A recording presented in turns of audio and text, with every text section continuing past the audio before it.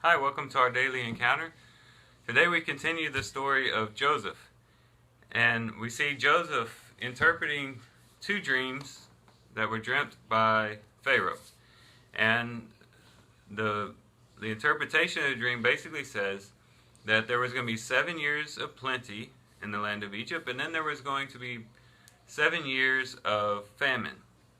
And so Joseph, based upon that interpretation, comes up with this plan that they should store up as much grain as possible during the 7 years of plenty so that it will carry them through the 7 years of famine. And Pharaoh puts Joseph second in charge, and he puts him over this project. And sure enough, it works out. For the 7 years of plenty, they acquire so much grain they can't even count it anymore. They give up trying to keep track of how much there is. And then the 7 years of famine come, and they have plenty of grain, not only for Egypt, but also enough to sell to the neighboring lands around them. And so we see many lives being saved because of, one, this interpretation of the dream, and then secondly, because of Joseph's wisdom and knowing how to go about executing, or how to go about preparing for what was going to occur. And there's a lot of lessons that we could draw from this. We could talk about the importance of investing in others, spending time helping others, as Joseph did for the cupbearer. It ended up coming back as a blessing to him. He was able to have an audience with Pharaoh to interpret the dream and to end up becoming second in command. We could talk about how God works through national leaders, and that God is able to work through national leaders, and how it's important for us to pray for our rulers and the authorities over our governments.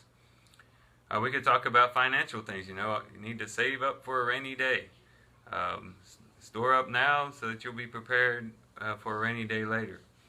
And all those would be really good lessons, but I think what would most interest us here at our daily encounter is the spiritual lesson that we can draw from this story. And it all kind of ties to the idea of the famines, and then the idea of the storehouses. In chapter 41 and verse 56, this is what it says: "When the famine was spread over all the face of the earth, then Joseph opened all the storehouses and sold to the Egyptians, and the famine was severe in the land of Egypt." We think about these famines. Famines were times in which, of course, there was no water, which meant that there was no food, which means that it was a very difficult time for everybody. And it was not only a difficult time, but a very scary time. You didn't know, one, when the famine was going to end, and secondly, you didn't know if you were going to even have enough food to make it through. And so the famine represents difficulty, trials, dryness, hunger, thirst, those type of things. And the storehouses represent abundance, plenty, supply, sustenance. And so both of these things can play into the spiritual life. For instance, let's think about the famine for a minute. All of us in our lives, if we continue to live long enough, we will experience famines in our lives if we haven't already. And what I mean by famines is there's going to be times, or there's going to be seasons in our life where there is dryness, where there is difficulty, where there seems to be no hope. Times in which we enter into those dark places, as theologians call it, the dark night of the soul. We enter into these dark places, these difficult places. It could be emotional, where we're just emotionally perplexed, or we're dealing with sadness or depression. There can be these dark places emotionally. Physically, maybe we become sick, or we become injured. But then also spiritually, we can enter into famines as well. And that is times in which we just become dry on the inside. When all the luster and all the vibrance and everything has been drained out of us, and a lot of times it has to do with physical and emotional things that are going on in our lives, and we just become empty on the inside, and we just feel like we're just barely making it through day by day, breath by breath. Just difficult seasons in our lives, and we all are going to experience those at some point in our lives. It may be for different reasons. It might be because of loss of loved ones. It might be because of persecution and trials. Who knows? It might be financial things. But in either case, we know that life is just full of ups and downs, and eventually we're going to get to those downs. And what we need to do as Christians is we need to prepare ahead of time for those times. You know, Joseph showed great wisdom and foresight in preparing during the 7 years of plenty for the 7 years of famine. And spiritually speaking, we need to do the same. You know, right now, those listening to this video, you might be going through some good times. I know I myself personally, I'm going through the 7 years of plenty. Life is good right now for me. And that might be true for some of you guys. Well, this isn't the time for us to just sit back and enjoy life and try to figure out ways to entertain ourselves and have fun.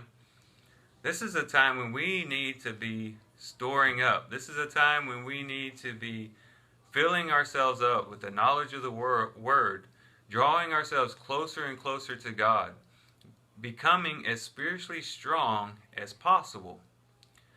Well, and in a sense, building up within us a storehouse of spiritual wisdom and knowledge and understanding, spiritual strength, devotion to God.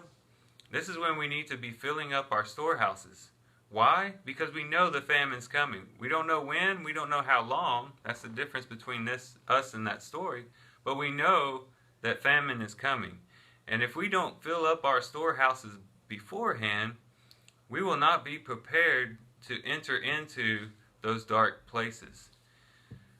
Many times, we as Christians, we suffer so much because we have a reactive type of attitude towards suffering instead of a proactive attitude towards it.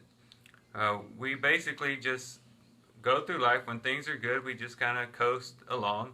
And then when hard times come, all of a sudden we're trying to gain enough spiritual strength, and we're trying to gain enough wisdom to try to carry us through. And by then, it's virtually too late. We have to have our storehouses full. But it's important for us also to have our storehouses full for the benefit of others.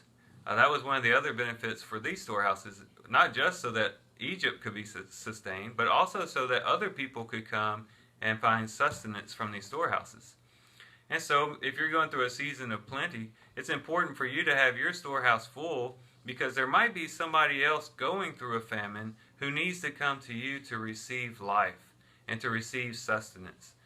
And if we are empty on the inside, we'll have nothing to offer them. If Joseph wouldn't have filled up the storehouses, he'd just have to turn everybody away. And a lot of people would have perished during the famine.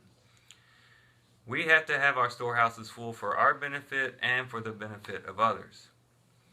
But then also, we need to recognize others who have storehouses.